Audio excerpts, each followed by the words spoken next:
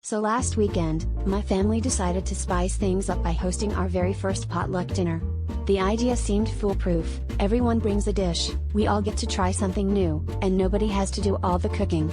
To make sure we didn't end up with duplicates, my mom, ever the planner, sent out a group text asking everyone to reply with what you're bringing. Naturally, this was the moment my Uncle Tony's phone decided to die. My cousin Gina misread the message, and my grandma, who still thinks group texts are a kind of digital chain letter, just replied okay and then called my mom to ask if lasagna is still considered Italian food. The day of the potluck arrives and, one by one, relatives start showing up, each balancing a suspiciously heavy, foil-covered tray. The kitchen counter begins to look like the back room of an olive garden.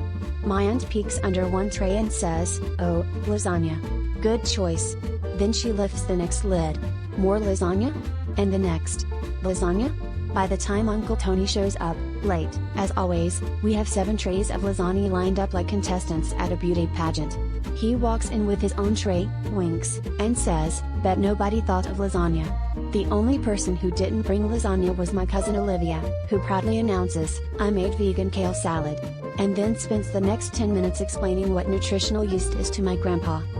As we're preparing to eat, family members start eyeing each other suspiciously, as if someone had orchestrated this carb-heavy conspiracy.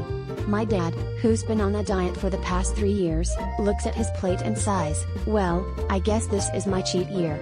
Meanwhile, Olivia the vegan is trying to survive on a salad while surrounded by an industrial amount of cheese and meat. She gamely takes a tiny scoop of her own kale creation, but when Grandpa tries to sneak some onto his plate, she stops him with, "Wait, that's vegan," and he recoils like she just offered him a plate of raw onions. By the end of the night, my mom tries to salvage the situation by suggesting we freeze the leftovers for future emergencies. Uncle Tony just shrugs and says, "Next year, let's coordinate better. Maybe I'll bring spaghetti." But the real winner was my grandpa, who, after tasting 7 versions of lasagna and 1 very confused kale salad, summed up the evening perfectly. "I came for a potluck, but all I got was a load of luck, and a little indigestion."